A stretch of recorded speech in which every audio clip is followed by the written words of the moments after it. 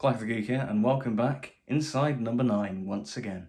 So it's that time of year again when a new series of Inside No.9 is broadcast on BBC Two, the dark comedy anthology show on the BBC, created by Steve Pemberton and Reece Shearsmith. I'm pretty sure you've heard me say this a million times before, but anyway, the new Series 8 has just dropped. Well, okay, technically it started back in December with the Bones St. Nicholas Christmas special, which I obviously did a proper review of, so I won't go in depth with that one, but what I will be talking about is the remaining 5 episodes which have been broadcast the past few weeks. Now, I'm going to cut to the chase and say Series 8 for me was probably the weakest of the entire show. Now, if you enjoyed Series 8, if you loved it, if it was one of your favourites, great, more power to you, and I'm glad you did, and I do not want to take that away from you, but I'm just saying my honest thoughts, and that's how I felt about Series 8. I definitely didn't think it was bad, but I think number 9 is such a high standard that the ones you don't like as much stand out a bit more, and that's how I felt with Series 8. I think the fact that we had a Christmas special and we only had 5 sort of proper episodes in this run, there's sort of the crunched episode count means it felt shorter, so you've kind of got to make it count more. A bit like with Series 3, but unlike Series 3, Series 8 for me didn't make them count, really. Yeah, for me there weren't really many standout episodes, and I think for me there was a certain fatigue about certain episodes. It sort of felt like same old, we've kind of seen these beats before. But as I say, there were definitely some great episodes and some great offerings, so I'm going to go through predominantly all 5 of the main run, and I'll briefly mention Bones at the start. But yeah, let's get to it, and of course, spoilers ahead. It's number 9, there's spoilers out, of course there are. I'll keep my discussion of Bones St. Nicholas to a minimum because I already did a reaction video of it back in December when it came out, detailing my thoughts on it, and overall, my opinions have kind of stayed the same. The direction's great, where it helps to create a spooky atmosphere, as if you're being invited yourself to hear about this ghost story. The cinematography helps to make the church seem a lot bigger in scale. The lighting's very moody, the characters and humour are really effective. Pierce's beer prayers are still the funniest thing ever to me. The twist is really effective of who is really St. Nicholas himself. Really effective twist. And on a rewatch, the knowledge of, because obviously it's Steve's character who turns out to be St. Nick, there's a certain morbid edge to that of the, him knowing, there's a real morbid edge to that, and it really enhances the rewatch. But overall, I'd still give it a 9.5 out of 10, and honestly, it could honestly bump up to a 10 the more I think about it, because it's that bloody good, and so tightly paced, tightly written, just no faffing about. It's just an amazing episode, and for me, the best this season. Yep, it's all downhill from here, folks. Okay, now properly we get onto the series with episode 2, Mother's Ruin, which combines necromancy and rituals and cults with a bit of East End gangster stuff, which, a cool conceit for the episode. But honestly, this one, okay, so for the first 10 minutes of it, I was honestly quite bored. I felt it seemed very derivative of previous, not just number 9 affairs, but previous Stephen Reece affairs. And I think the way it looked and felt, the direction and the lighting and the moodiness of it felt very similar to previous number 9 stuff. Felt very similar. I was getting sort of 9 Lives Cat vibes of the sort of the blue lighting. I don't know, the deep blue lighting. I don't know. Reminded me of that one.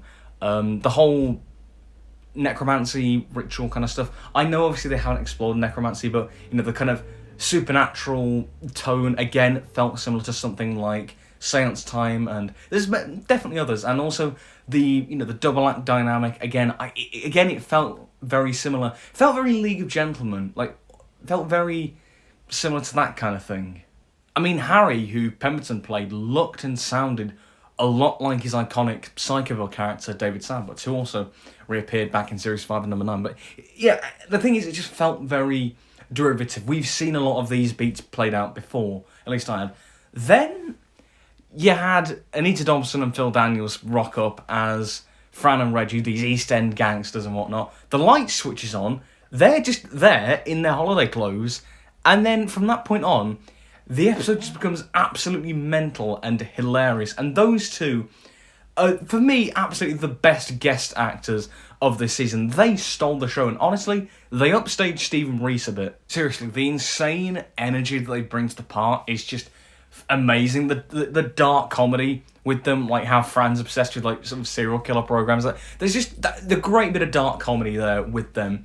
Some really gnarly, gory stuff. Probably the goriest number 9. But the bit when Edward Reece's character gets his foot cut off, that was...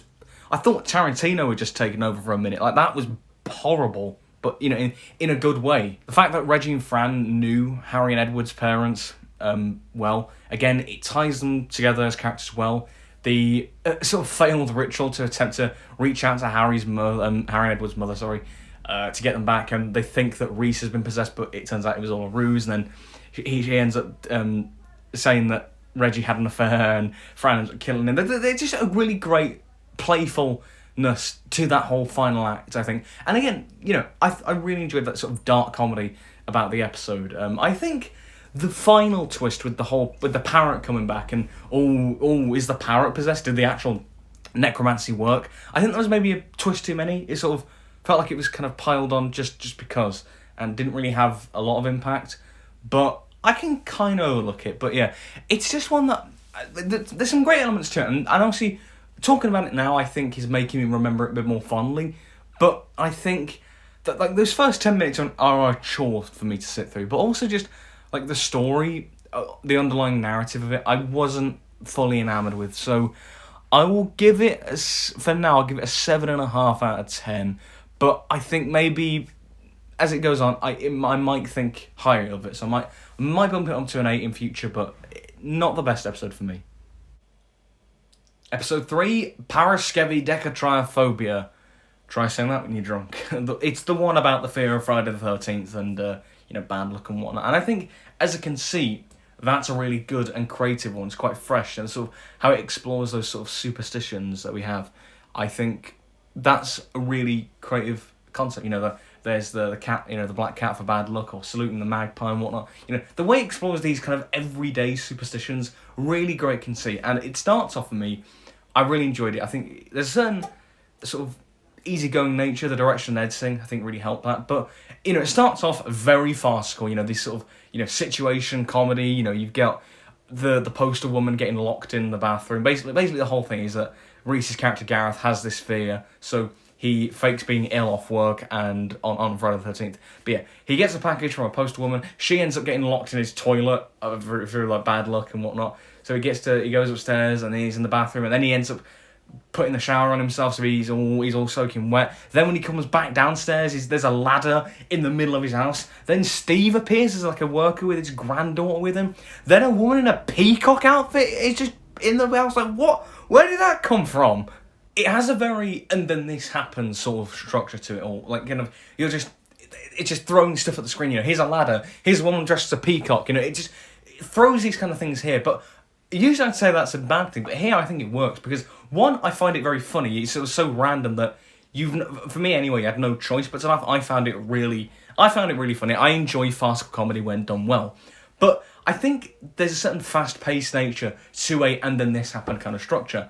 And that really helps, on a first watch anyway, for me to overlook any real logical inconsistency. Because when you think about it, it's why are all these people coming into his house and invading his privacy? Why has Steve got his granddaughter with him on work? That's so stupid. But that fast-paced nature, on a first watch anyway, you don't really question that. And obviously, it's all an act. And obviously, on subsequent viewings, you'll know that it's all an act because these people are just amateur dramatic actors, and it's all a ploy from Reese's Gareth's wife to help him overcome this fear through exposure therapy, which is a real thing. Again, I'm not the expert in this, and I'm aware that certain things of this plan seem very risky, the way. Yeah, some of these things are quite risky what they do, and I do acknowledge that, and I've heard a lot of critiques of that kind of angle, but I think it was done quite well, mainly because of what they're trying to help Gareth with. If it was just that they wanted to help him with his fear of Friday the 13th, it's why go to all that effort? Because all you need to do is just make simple changes to your life, just don't put boots on the table, just salute the magpies. It's just, simple changes to that. But obviously, we learn that back when Gareth was a child, back in the 70s, he missed out on a skiing trip at school. It took place on Friday the 13th, and that coach of his classmates ended up in a crash, and they all wound up dying as a result, and that has just torn him apart in the decades, as I say, since.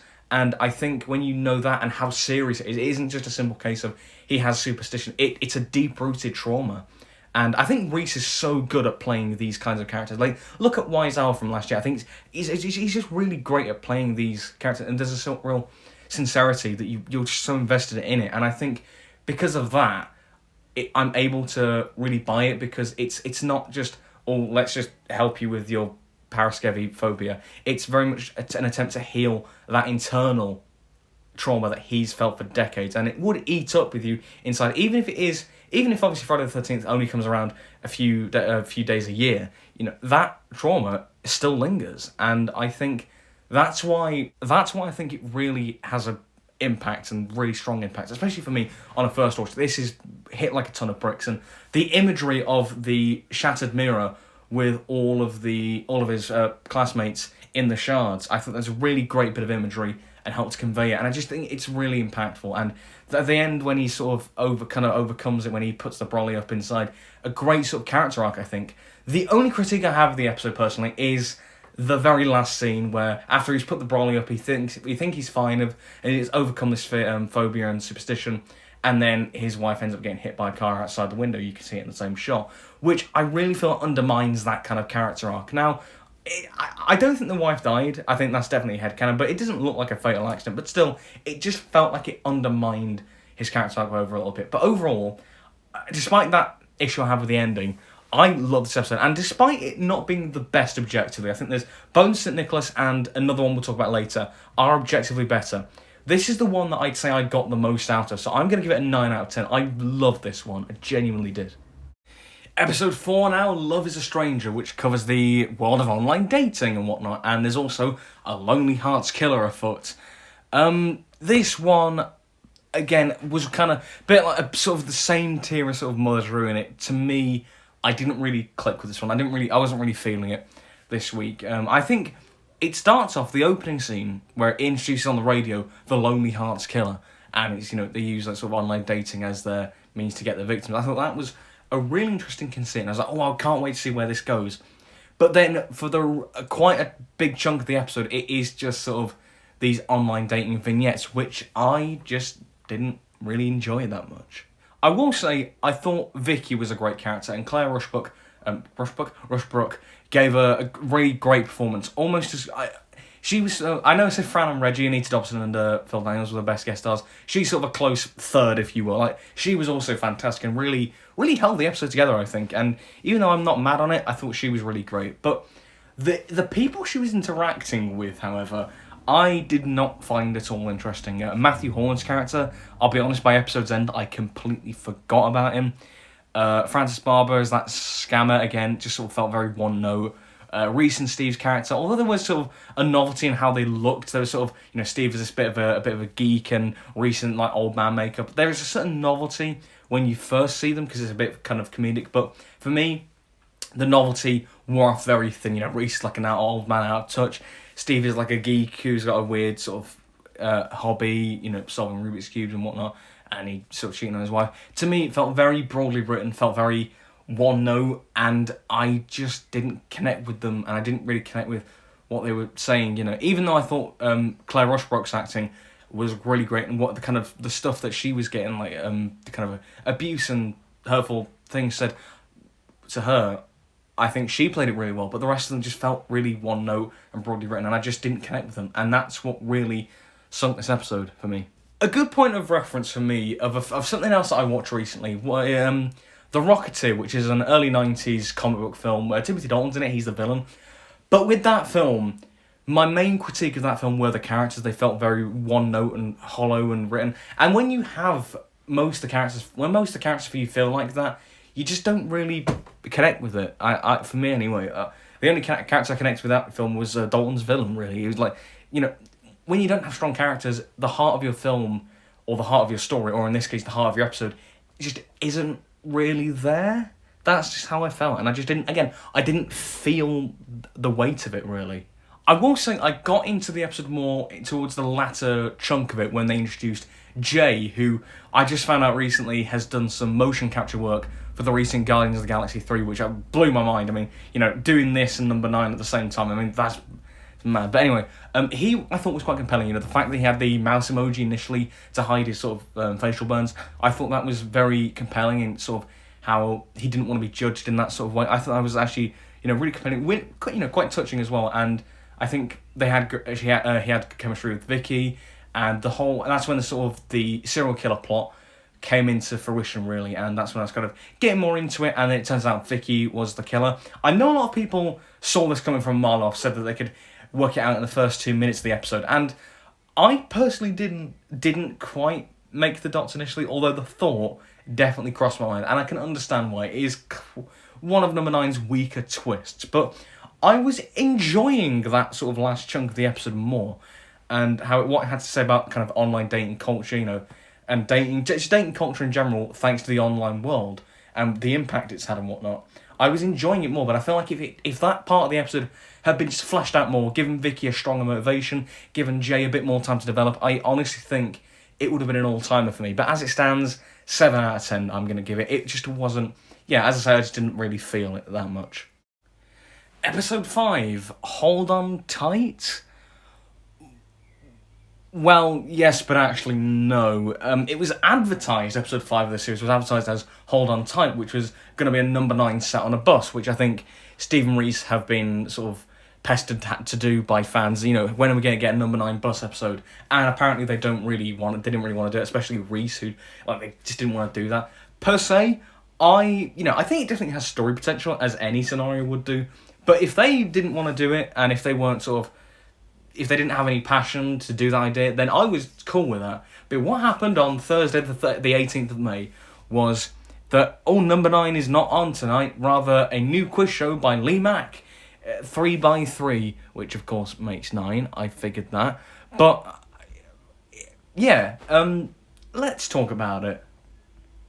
Thing is, right, with the whole subversion, I thought that something had gone wrong, and I was fooled, so I switched off halfway through, because I thought something had gone wrong because I'd had a new TV installed, right? I have an excuse, okay? So what I did is I just waited for 10:30 to see it on iPlayer, and so I looked at it just kind of objectively without the hype, and as I say, there isn't really anything to talk about with the episode, because it is literally just a quiz show like that you'd find on any old channel, and then in the last minute of the episode they have a twist that one of the contestants is telekinetic and she blows her mum's head off.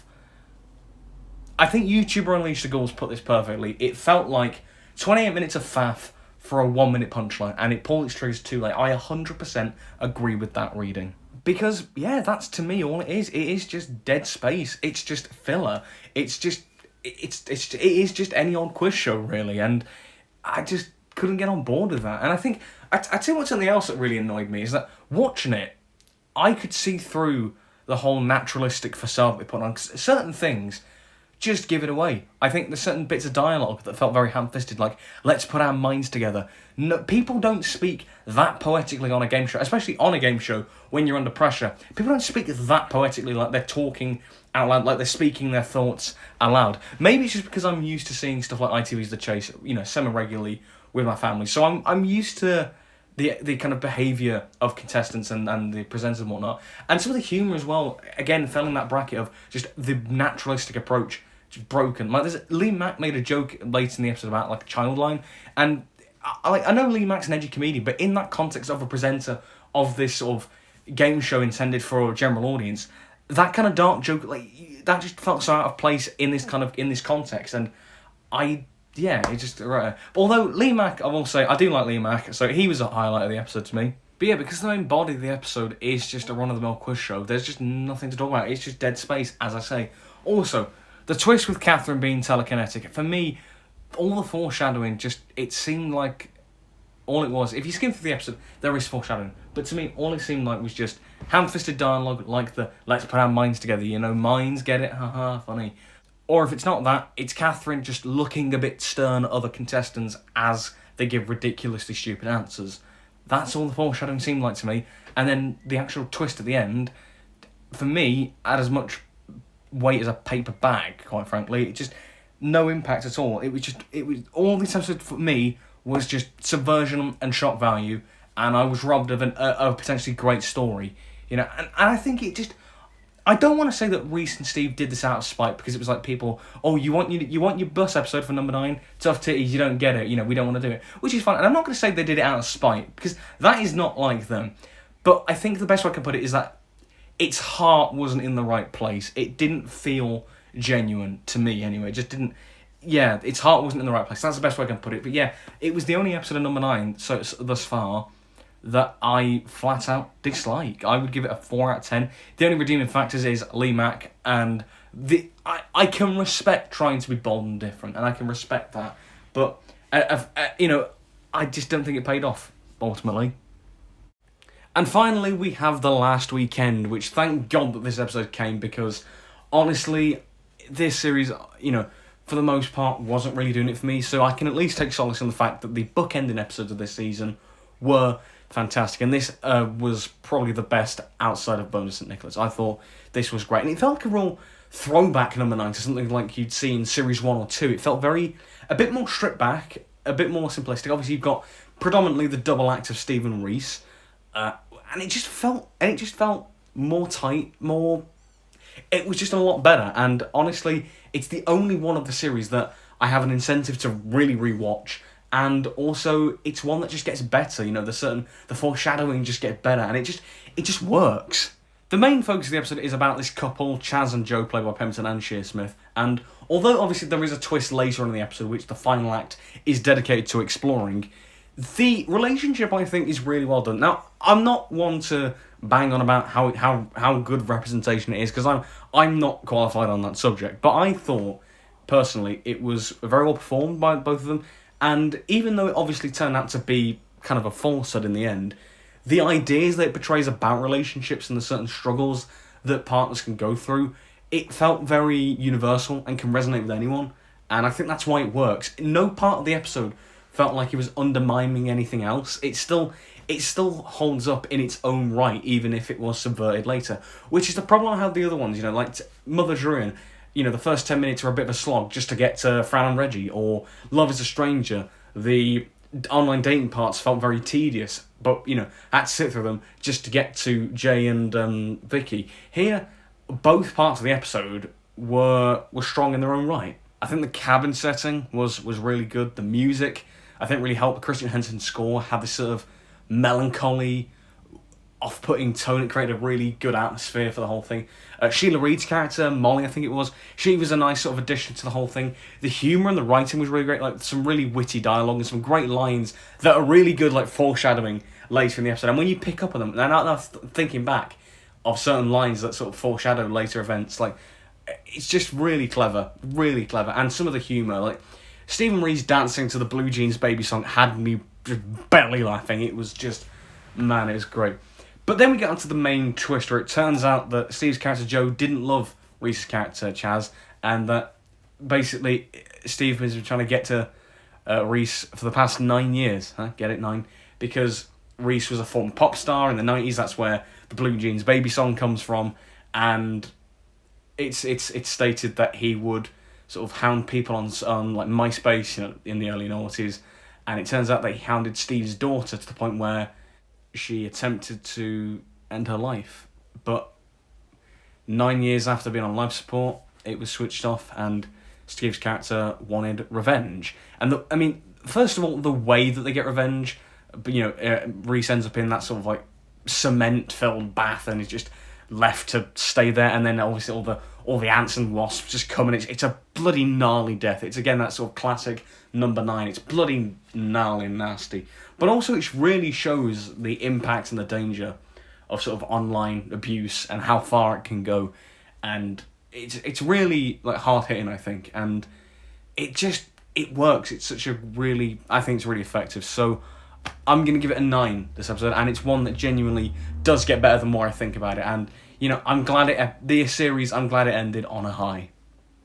So that's the end of the video, and here's my little ranking here, with Bones St. Nicholas coming at the top, and 3x3 for me being rock bottom of not just this season, but the entire show. Now, I just want to say that I don't revel in being critical or negative, and so I don't revel in that. I'm jealous that, if you like something that I don't, and if you like the episodes that I don't, if you really got a lot of 3x3 or Love is a Stranger, or some of the ones that I kind of wasn't as fussed on, then that's great, and more power to you. If you did really love this series, it's one of your favourites, again, more power to you. I am glad that you really enjoyed it, and I do not ever want to, take that away from you. But at the same time, I never want to sugarcoat my opinions. If there was an episode that, you know, I didn't enjoy or I just felt indifferent to, then I'm never going to sugarcoat that. I want to say that because I just want to say how I feel, and I want to offer my own perspective, and yeah, it's purely my own perspective, and you know, it's great, and I'd love to hear all your opinions in the comments, because there's a lot to discuss, you know,